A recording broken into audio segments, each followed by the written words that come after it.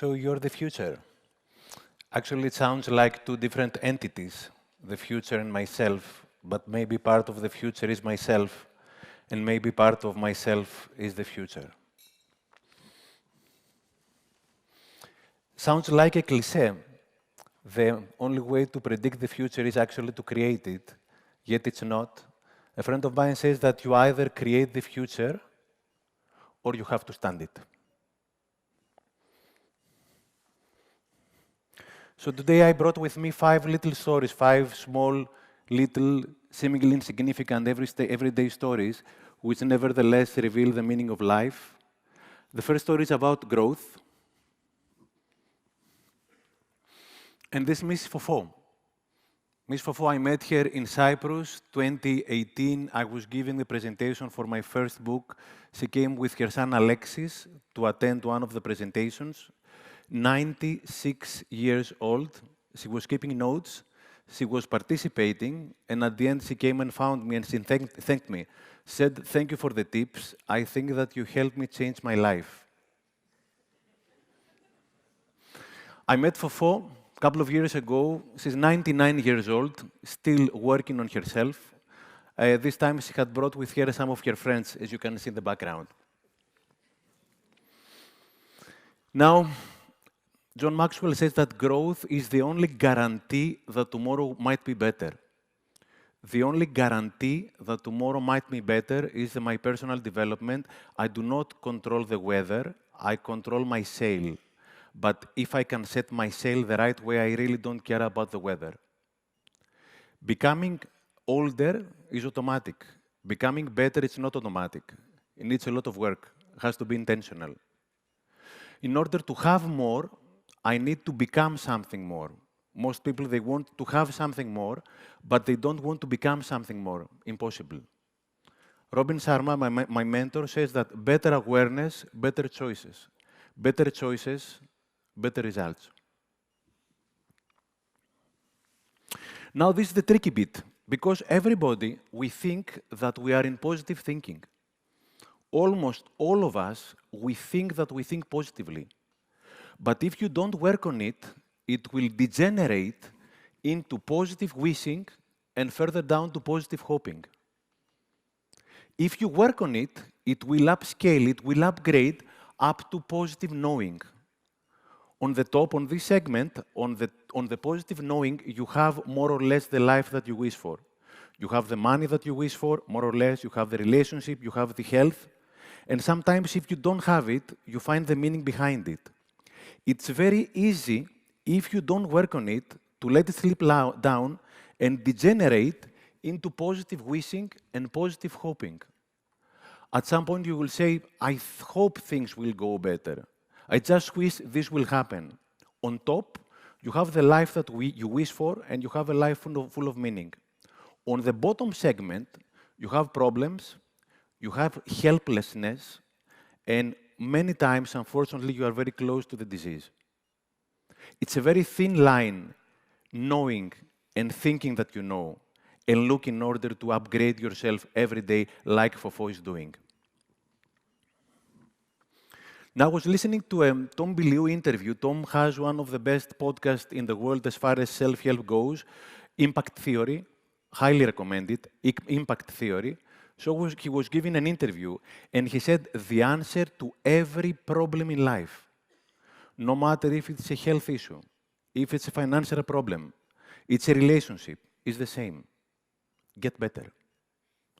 The answer to every problem in life is getting better, growing. The whole universe is actually challenging us to get better every day. Many times we don't listen to it. The second story is about this magical word. You know, all of us almost know this word. The Ikigai is the way we actually wake up in the morning, is the mission in life. You know, everybody has a mission in this life. It's like if you have played this board game Risk, in the beginning you get the mission. In life, you have the mission, but you have to find the card. Nobody will give you the card. You have to find it. So there are not people that do not have mission. There are a lot of people that will not find their mission, or they are not going to look for their mission, but there is nobody who doesn't have a mission. This is my professor, Iordanis Ladopoulos. I met him in 1986 when I was a freshman in the University of Finance and University of Athens. Iordanis was among the very few professors that were going actually the extra mile. Every year he was organizing a 2-day event in Delphi. He was inviting the best entrepreneurs, the best business people, journalists, managers. We were completely impressed back then because we were 18 and 19 years old and were listening to the best of the best. Iordanis always had a dream, a mission, something he wanted to accomplish. So he wanted to, let's say, create an annual panorama of entrepreneurship in Athens that was going to last 3 days every year, that was going to be attended by thousands of participants, that was going to be supported by hundreds of volunteers, and where hundreds of speakers were going to present. This was his dream. Everybody was against him. The unions were against him, the syndicates were against him, the government was against him, the bureaucracy was against him. But he didn't give it up. This photograph was taken 2 months ago. I was one of the speakers. I'm one of the speakers. I'm honored to be, for my professor, one of the speakers every year. This year it was the 11th annual Panorama of Entrepreneurship. 20,000 people participated. 500 volunteers organized the event, and we were 250 speakers presenting. The meaning of life is to find your gift. The purpose of life is to give it away.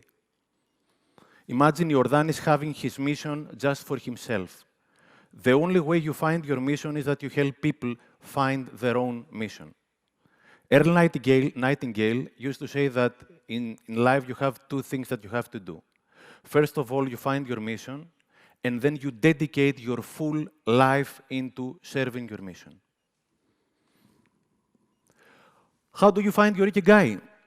First of all, if it makes you feel good, do more of it. Joy is the GPS. Whenever I listen to people describe their ikigai, I can tell whether it is their ikigai or not by judging from the smile of the face. If it is your ikigai, the smile will go around the face. Second, when you are in your ikigai, you lose the sense of time. You might be working for 8 hours and you think that you work for 30 minutes. You are in the timeless dimension, in the state of flow, like they call it. Another good tip in order to find your real ikigai, not the one that you think is your ikigai, is become the person that you needed most in the most difficult moment of your life. Become the person you needed most in your most difficult moment in your life. Once you are in your ikigai, you are successful, happy, healthy, and always look much younger than you actually are. Ladopoulos is 85 years old, and he looks like 70. Third story is about compassion. This is my friend Regina. Regina is very well known in Greece. And the reason for that is that 4 years ago, she was diagnosed with a very severe case of leukemia, of blood cancer. She was almost at a terminal stage. And the worst thing about the illness was that due to the COVID protocol, she could not get any visit in the hotel. So she had to stay alone in her room and fight with the cancer. Because she's a trainer and dancer, at some point she started dancing out of the blue in order to lift her energy and uplift her mood. And her videos, they became viral in Greece. So today Regina has more than 200,000 followers, and she has created a school, if you allow me the word, that whenever you face a very severe difficulty, you dance yourself out of this difficulty. She was saved because there was a donor of bone marrow who was compatible with Regina. So Regina's ikigai is to help increase the number of bone marrow donors in Greece. She has achieved that from 100,000 donors to 200,000 donors. So this photograph was taken 2 months ago. I was in Kavala, the city where she comes from. And Regina goes around the high schools and gives a lot of presentation to students. So she went to this high school, and it was a tough high school, as the principal told her. The students were not the best students, allow me the word, not the best.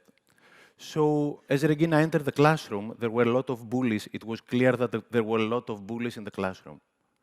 So she said, you have two options. You can stay in the classroom, or if you don't care about listening to the presentation, please go out because some of your classmates might be interested.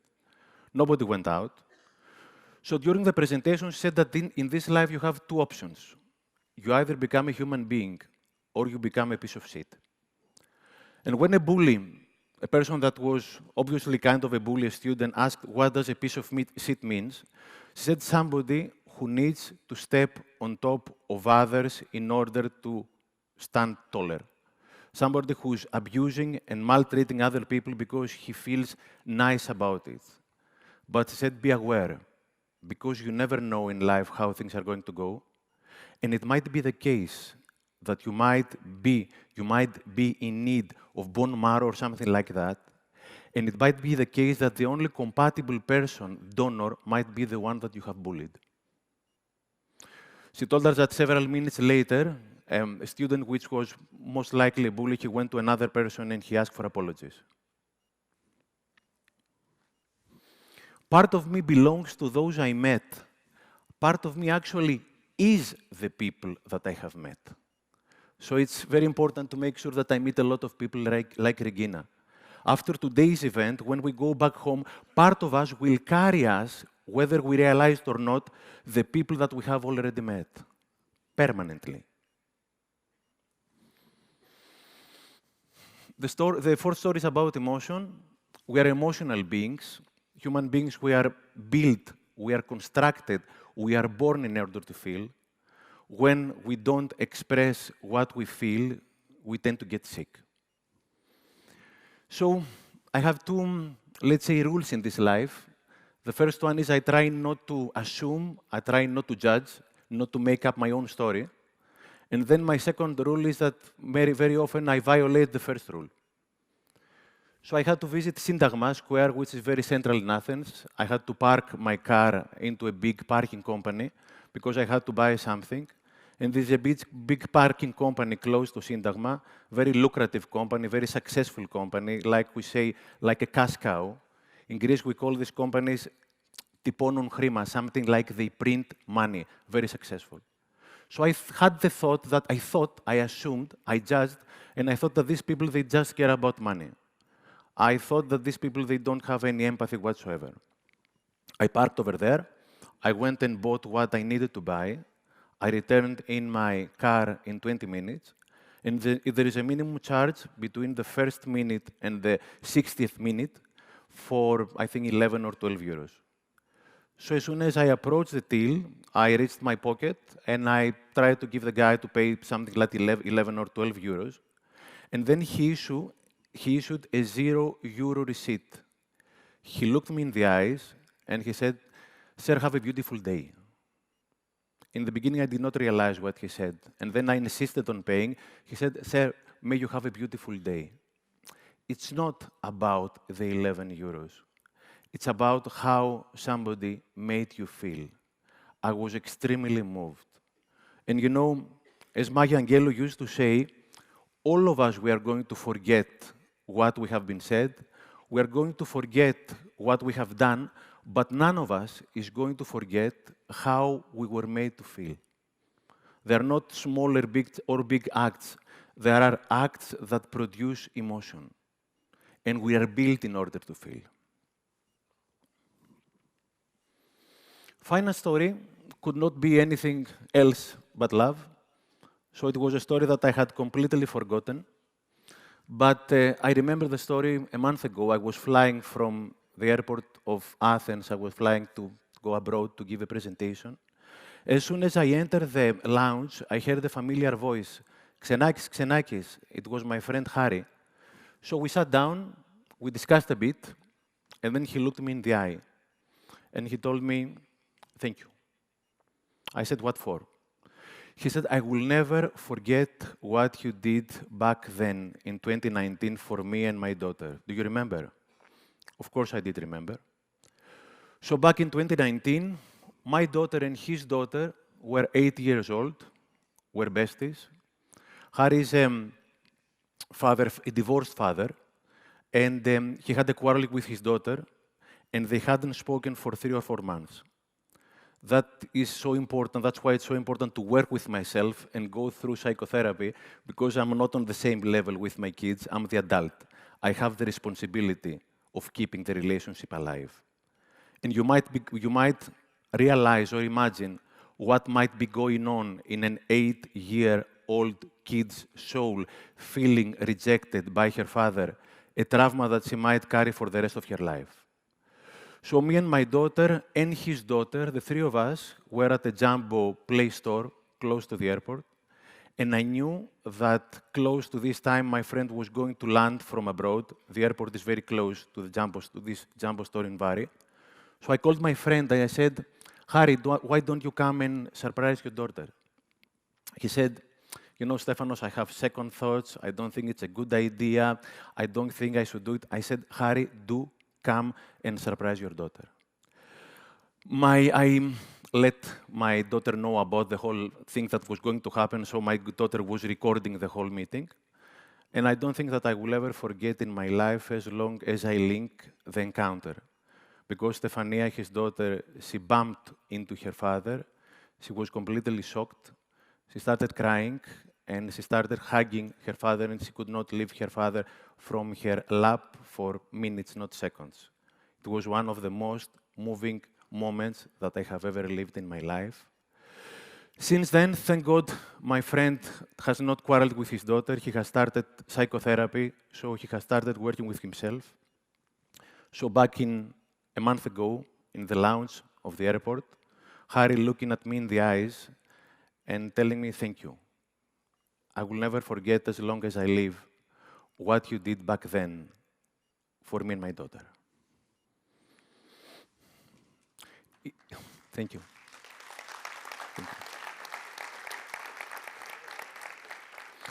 It's always about love. It's always about love. It's always about love. It's always about love. Thank you very much.